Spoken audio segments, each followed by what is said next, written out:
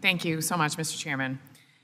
I am always so grateful to sit on a committee like this that works in such a collegial, bipartisan way. We have made real progress together, progress that we should be proud of, progress that has connected our communities, created good-paying jobs, and helped make our infrastructure stronger, safer, more stable, and resilient. But today, unfortunately, is different. At the behest of Donald Trump, as part of his new economic plan for America, we are being asked to slash $10 billion in transportation and infrastructure spending, not to invest in our people, not to fortify our bridges, not to shore up our cargo fleets, not to make sure air travel is as safe as can be, not to dredge our harbors on time, but to slash funding at a time when so much more is actually needed. And why? So that Republicans can bankroll tax breaks for their billionaire buddies. We can invest in the infrastructure we need in America, and we can pay for it. We just can't also give out tax breaks to billionaires. We should say no. This is not an economic plan that's good for America. This president's economic vision is not one that is good for America, and you don't have to take my word for it. Just this morning, as the first quarter GDP reports have been released, we've seen the American economy shrink as we barrel towards a recession. This is bad for Americans and the American economy. Let me be clear. I stand on fiscal responsibility. I do believe in ending wasteful spending. Fraud should be rooted out from every corner of our budget to maximize accountability with taxpayer dollars. But there is nothing fiscally responsible about this budget. Undercutting our critical infrastructure and shortchanging our dedicated men and women in the Coast Guard, that's not waste, that's not fraudulent. Supporting these individuals in this infrastructure is what the taxpayers want, and it's what America needs. We have an incredible opportunity in this committee to do something remarkable for America, to come together in a bipartisan way and pass a fiscally responsible budget that puts working American families first, that supports smart, long-term investments. I will be offering many amendments today to that end that support our Coast Guard, that protects our Great Lakes, and so much more. As many of my colleagues have remarked, the cuts don't stop here. The effort to undercut our investment in America goes far beyond this committee and far beyond transportation and infrastructure, but it does directly undermine the very progress that we have worked so hard to make together. These cuts that target waste, these cuts, they don't target waste. They target people. They target the mom in Grand Rapids juggling 2 jobs to keep her kids insured. They target the senior in Muskegon who relies on home-delivered meals to stay independent and healthy. Let's be clear about who these cuts are for and who they hurt. We should be using this moment to strengthen critical infrastructure, fiscally responsible investments, not undermining the very progress that we have worked together to build. The language we're marking up today is just one of many down payments being pushed through Congress to pave the way for the president's expensive, bloated tax cuts that actually harm our economy. We are being asked to make decisions today that will hinder our ability to do the work we need to do tomorrow. Supporting this legislation doesn't just hurt the people we serve, it undoes decades of bipartisan progress to instead greenlight devastating cuts to essential services. That's not why I came to Congress. That's not why Michiganders sent me here. We can do better. Let's get back to work. Thank you. I yield back. Thank you, Mr. Chair. As the proud representative of Coast Guard City, USA, I am thrilled to hear the majority and this administration talk so strongly about looking to boost investments in our Coast Guard. To that end, I encourage my colleagues to support this critical amendment, the Pay Our Coast Guard Parity Act, to ensure that our coasties continue to receive their pay during government funding lapses, just as other branches of the military. During the president's first administration, we saw the longest government shutdown in history lasting over a month. All the while, our Coasties were not compensated and left wondering how they were going to make ends meet. This meant that our service members did not receive child care subsidies, death benefits, or even housing leases. Our hardworking Coast Guard deserves to be paid for their service as they protect our maritime borders and respond to emergencies, even if Congress can't get its act together. Again, I welcome my colleagues to support this amendment and my bill to bring us one step closer to the President's goal of uplifting our Coast Guard and ensuring our national security. Thank you. I yield back. My home state of Michigan put the world on wheels, and we are going to keep this country moving forward in the transportation space. This committee's bipartisan infrastructure law created the Corridor Identification and Development Program to support the development of new and improved intercity passenger rail services to spur local economies, create jobs, and connect our communities.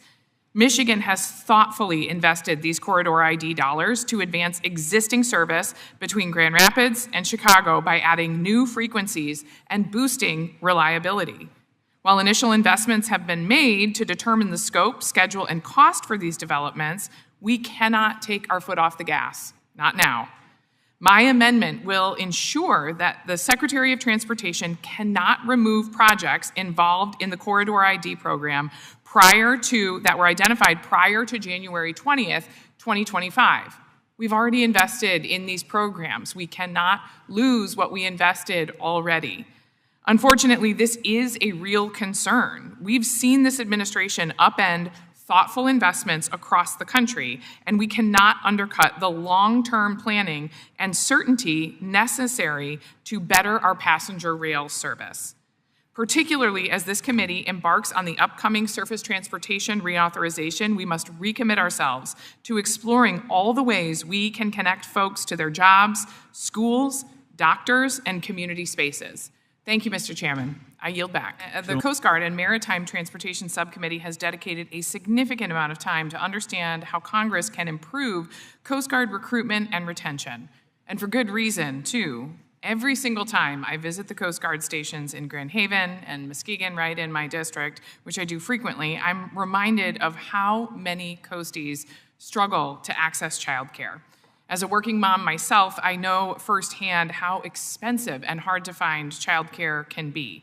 Beyond the sheer price, Coast Guard families are also tasked with finding providers that actually accept the service's fee assistance. Identifying childcare should be the least of our Coasties' concern. This amendment will make critical investments to increase the quality and access to childcare for Coast Guard members. Not only is this the least we can do for our fearless service members who make the ultimate sacrifice for our nation's safety, but my amendment will undoubtedly support this committee's work to bolster Coast Guard recruitment and retention. I welcome your support for this critical amendment to uplift Coasties aiming to care for their families while serving our country. Thank you, Mr. Chairman. I yield back. Thank you so much, Mr. Chair. I am so proud to represent miles of beautiful Lake Michigan shoreline. The Great Lakes are our most precious natural resource, integral to spurring economic growth and preserving the Michigan way of life. That's why I'm introducing this amendment to fund the EPA's regional clean water programs, including the Great Lakes Restoration Initiative, critical to my district and our entire state. This multi-agency effort seeks to ensure safe drinking water and recreation, the delisting of areas of concern, the elimination of harmful species, and the protection of native habitats. Not only is this program critical to Michigan's economy and the environment, but it's an incredibly efficient use of taxpayer dollars. With every dollar of GLRI funding, it results in an estimated $3.35 in economic activity, over a threefold increase. Fortunately, the EPA oversees several regional clean water programs in addition to the GLRI, spanning from Louisiana to California to safeguard our communities' ecosystems and the economies that rely on them. I urge my colleagues, all of my colleagues, to join me in providing robust funding for our Great Lakes Restoration Initiative, as well as the EPA regional programs that keep our waters safe. Thank you, Mr. Chairman, and I yield back. Thank you so much, Mr. Chairman. This amendment would set aside 10% of the $2.64 billion included in the ANS for ATCs that are identified in Section 608 of the FAA reauthorization. These are air traffic control towers, some of the oldest in the country that have been overlooked and not prioritized. I have one of these in my district, and I know how frustrating it can be to not get the attention that it needs. I have been steadfast in urging investment in our aviation infrastructure, not only for my district, but others similarly situated across the country. This is to ensure the safety of consumers and aviation professionals alike. I am so pleased that this committee is in agreement on the need to bolster our air traffic control systems, and that includes remedying these maintenance backlogs of air traffic control towers. My district, as I mentioned, is home to Gerald R. Ford International Airport, where the FAA-owned and operated ATC is in need of relocation and major modernizations. This 60-year-old ATC has far surpassed the FAA's 40-year life expectancy, and it stands as one of the oldest among the top 75 busiest airports. The GRR's ATC, additionally, is situated on top of the terminal building. You heard me correctly. It is on top of the terminal building, impeding sight lines and hindering operations. This facility is undersized as well, which forces vital FAA technical operations engineers to be located off-site. To put it simply, GRR's current ATC no longer suits the needs of our growing community, Michigan's second largest city, and it can pose serious safety concerns. That's why I championed the language in this committee's most recent FAA reauthorization to prioritize the modernization of older, smaller hubs for ATCs. Now, in this budget bill, this amendment seeks to put our money where our mouth is. This amendment will continue to build on that effort by directing that 10% towards ATCs like this. I look forward to the committee building on the progress that we made in the FAA reauthorization of 2024 to keep aviation professionals and travelers safe. Thank you, Mr. Chairman. I yield. Thank you so much, Mr. Chairman. It should not come as a surprise to my colleagues on this committee after several years of working together that I will literally work with anyone to get things done, even those I largely disagree with, to get common sense things done for West Michigan. So let me be clear that President Trump and I share a common goal to support IVF and fertility treatments and to ensure that these treatments are accessible and affordable to Americans.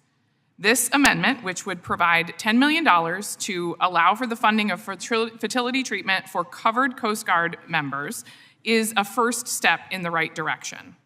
As of now, our service members can only seek reimbursement for travel-related expenses, but not for the actual medical treatment necessary for them to build their families. The stress that it puts on these Coast Guard members while they are trying to serve cannot be overstated. It is also worth noting that TRICARE doesn't cover these procedures, so our Coast Guard members stationed all over the country and abroad to keep us safe are forced to pay for these treatments out of pocket. Ultimately, IVF treatment is extremely costly for our Coast Guard members, and the price poses a major barrier to people seeking IVF or similar therapies. This amendment will play a key role in fulfilling the President and my shared focus of making IVF accessible and affordable and supporting growing American families, starting with our Coasties. Thank you, Mr. Chairman, and I yield back.